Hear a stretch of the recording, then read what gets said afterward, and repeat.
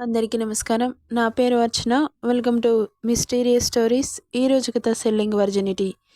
ఇక కచ్చా మ్యాంగో తినమని డాక్టర్ చెప్పగానే ఆమెకు నోట్లో వాటర్ ఫాల్స్ అలా వచ్చేశాయి. వైనవిని షార్ప్గా చూస్తూ ఓకే డాక్టర్ అంటూ కాల్ కట్ చేశాడు. ఇక మెయిడ్ని పిలిచి కచ్చా mango, salt, pepper, chilli powder తీసుకురమ్మని చెప్పగానే సరే అంటూ కిందకెళ్ళింది. మౌర్య అలా చెబుతుంటేనే ఆమెకు క్రేవింగ్స్ స్టార్ట్ అయ్యాయి. థ్యాంక్ యూ అండి, థ్యాంక్ యూ సో మచ్ అని నవ్వుతూ చెబుతుంటే కొట్టేలాగా చూస్తూ మేడ్ చెప్పినవన్నీ తీసుకురావడంతో ఇక తనని వెళ్ళిపోమ్మని సైగ చేసి స్వయంగా మౌర్య బాబే మామిడికాయని కట్ చేసి సాల్ట్, పెప్పర్, చిల్లీ పౌడర్ వేసి ప్లేట్లో డెకరేట్ చేసి పాప ముందు పెట్టగానే ఊరూరించే మామిడికాయని చూస్తూ వావ్ ఎంత ముద్దొస్తుందో అని అపురూపంగా దాన్ని చేతిలోకి తీసుకొని మామిడికాయ పీస్ని కళ్ళు మూసుకొని అలా నోట్లో పెట్టుకోగానే టేస్ట్ బర్డ్స్ యాక్టివ్ అయ్యి ఆహా అనుకుంటూ కళ్ళు మూసుకొని ఆస్వాదిస్తుంటే ఆమెను నవ్వుతూ చూస్తున్నాడు. మ్యాంగో పూర్తిగా తినేసి కళ్ళు తెరిచి ఎదురుగా నవ్వుతూ చూస్తున్న మౌర్యని చూసి అయ్యో సారీ అండి, మీకు ఇవ్వకుండానే తినేశాను అనింది. పర్లేదులే, నువ్వు తిన్నావుగా చాలు, మళ్ళీ అడగకూడదు అన్నాడు. ఎక్కడ అడుగుతుందోనని ముందుగానే మాట తీసుకుంటూ. అడగకూడదు అంటే అడగకుండా ఎలా ఉంటాను? ఎంత బాగుంటుందో తెలుసా? నా నాలుక మీద టేస్ట్ బర్డ్స్ నాట్యం చేస్తున్నాయి. ఆహా ఎంత బాగుందో అని ఆ ప్లేట్లో ఉన్న స్పైసెస్ని వేలితో తీసుకొని నాలుకతో లిక్ చేస్తూ అనేది. ఓయ్ ఏంటి, ఒకసారి ఇవ్వమంది కదా అని ఊరికే ఇవ్వడం కుదరదు.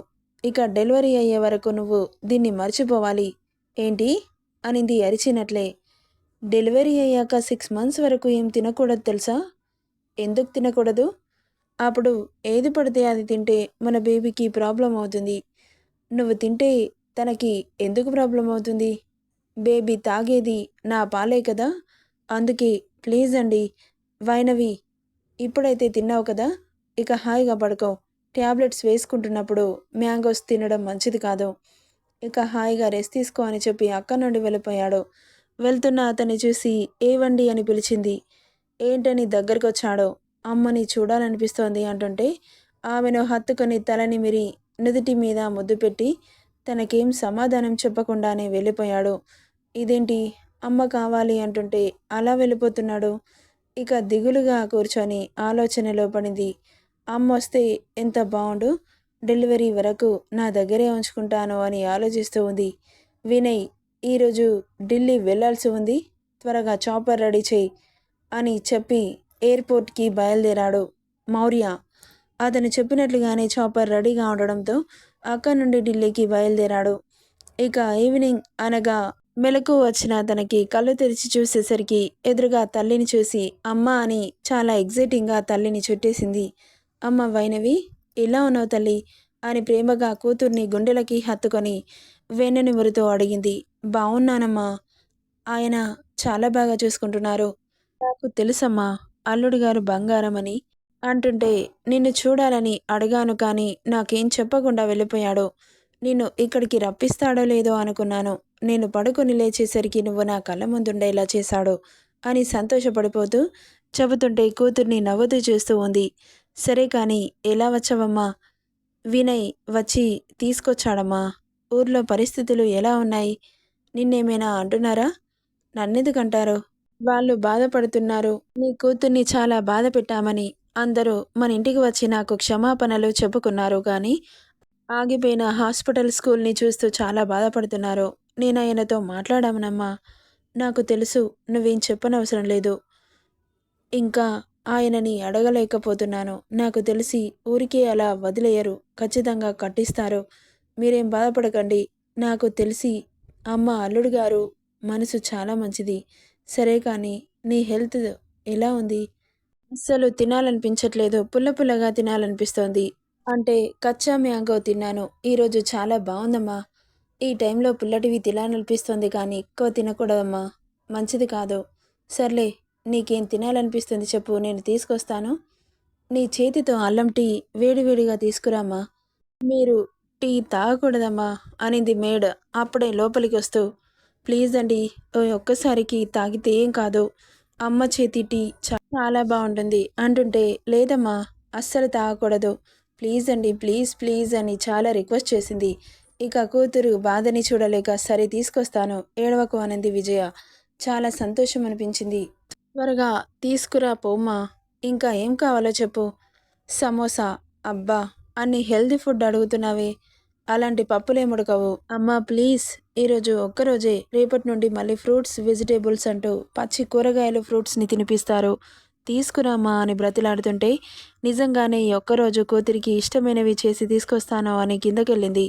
ఇక తను చెప్పినట్లుగానే అల్లం టీ సమోసా చేసి రూమ్కి తీసుకెళ్ళింది. ఎప్పుడెప్పుడు అమ్మ లోపలికి వస్తుందా అని ఎదురు చూస్తోంది వైనవి.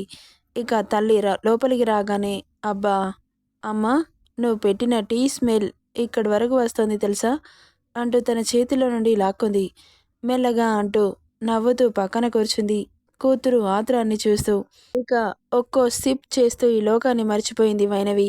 కాఫీ 10 నిమిషాల వరకు మనస్ఫూర్తిగా తాగి టీ కప్పు పక్కన పెట్టి ఇంకో ప్లేట్లో గుమగుమలాడుతున్న సమోసాలు కనిపించగానే, అయ్య బాబోయ్, ఈరోజు నేను చాలా అదృష్టవంతురాలిని అని, నాకు ఇష్టమైన ఫుడ్ తింటున్నాను అని సంతోషంగా ప్లేట్లో నుండి సమోసా తీసుకుని తింటూ ఉంది వేడివేడిగా. రేపటి నుండి అల్లుడు గారు చెప్పిన దాన్ని ఫాలో కావాలి, అలాంటివి చెయ్యను అనింది విజయ. అల్లుడికి తెలిస్తే ఏమంటాడో అని భయం వేసి, ఓకే అమ్మా, ఇప్పుడు కాదు, మళ్ళీ ఎప్పుడైనా టెస్ట్ చేయాలనిపిస్తే చేసి ఇస్తావు కదూ అనింది ప్లేట్ నాకుతూ. అమ్మయ్య, ఇక కడుపు నిండింది.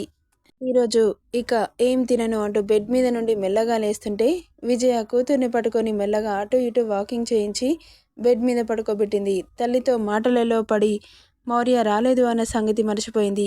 రాత్రి 11 గంటల సమయానికి, ఇక నువ్వు పడుకోమ్మా అనింది. నాకు నిద్ర రావట్లేదు, మా ఆయన గారు వచ్చే వరకు నాకు నిద్ర పట్టదు. మౌర్య ఇక్కడ లేడు, ఢిల్లీకి వెళ్ళిపోయాడు, నీకు చెప్పలేదా? అదేంటమ్మా, నాకు చెప్పకుండా ఎలా వెళ్ళిపోతాడు? నువ్వు చెబితే ఊరుకుంటావా? అందుకే చెప్పకుండా వెళ్ళిపోయాడు. లేదు, ఆయనను ఒకరోజు కూడా చూడకుండా నేనుండలేను.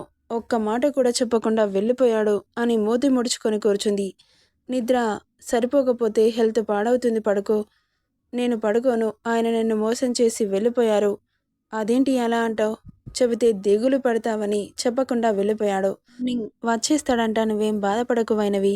లేదమ్మా, ఆయన లేకపోతే నేను ఎలా ఉండగలను అంటుంటే, నేనున్నాను కదా, అందుకే నన్ను రప్పించారు, నువ్వు బాధపడకమ్మా అని కూతురికి నచ్చజెప్పి పడుకోబెట్టింది. అతనితో మాట్లాడాలని మనసు కలవరపడుతుంటే మొబైల్ చేతిలోకి తీసుకుని మౌర్యకి కాల్ చేసింది. బిజీగా ఉన్నాడేమో, కాల్ లిఫ్ట్ చేయలేదు. దిగులుగానే పడుకుండిపోయింది, కానీ నిద్ర పట్టట్లేదు. శూన్యంలోకి చూస్తూ ఉన్న వైనవిని కదుపుతూ, ఏమైందమ్మా, నిద్రపోకుండా ఏం ఆలోచిస్తున్నావు? ఆయన నాకు చెప్పకుండా ఎందుకు వెళ్ళిపోయారు? చెప్పాను కదా, నీకు చెబితే కంగారు పడతావు, వెళ్ళనివ్వవు అని. చెప్పలేదు, అయినా రేపు వస్తాడని చెబుతున్నానుగా అంటుంటే కష్టంగా కళ్ళు మూసింది. ఇక కూతురు పడుకుందని విజయ్ కూడా నిద్రలోకి జారుకుంది. అలా రాత్రి 2 గంటల సమయం. నిద్రలోనే కడుపులో నొప్పి ఎంతలా అంటే ప్రాణం పోయేంతలా. అమ్మ అంటూ గబుక్కున లేచి కూర్చుంది వైనవి. అమ్మ వైనవి, ఏమైంది తల్లి అంటూ కంగారుగా అడుగుతుంటే నోట్లో నుండి మాట బయటకు రావట్లేదు. నొప్పితో విలవిలలాడిపోతోంది. వెంటనే కాల్ చేసి పిలిపించడంతో విజయ్ని పిలిచి వైనవిని తీసుకొని హాస్పిటల్కి బయలుదేరారు. అమ్మ వైనవి, అసలేమైందమ్మా, ఎందుకిలా ఏడుస్తున్నావు అంటూ బాధగా అడుగుతుంటే నొప్పి భరించలేకపోతోంది వైనవి. ఇక హాస్పిటల్ రావడంతో లోపలికి తీసుకొని వెళ్లారు. నెక్స్ట్ డే మార్నింగ్ 7 గంటల సమయం.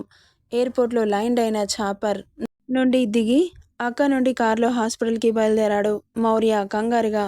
ఇక హాస్పిటల్కి చేరుకున్న అతను వైనవిని చూడాలని లోపలికి వెళ్తుంటే, సార్ ఇప్పుడే లోపలికి వెళ్ళకూడదు అని పంపించలేదు నర్స్. ఆమె మాటలు పట్టించుకోకుండానే డోర్ ఓపెన్ చేస్తుంటే మౌర్య సార్ అన్న పిలుపు వినిపించింది.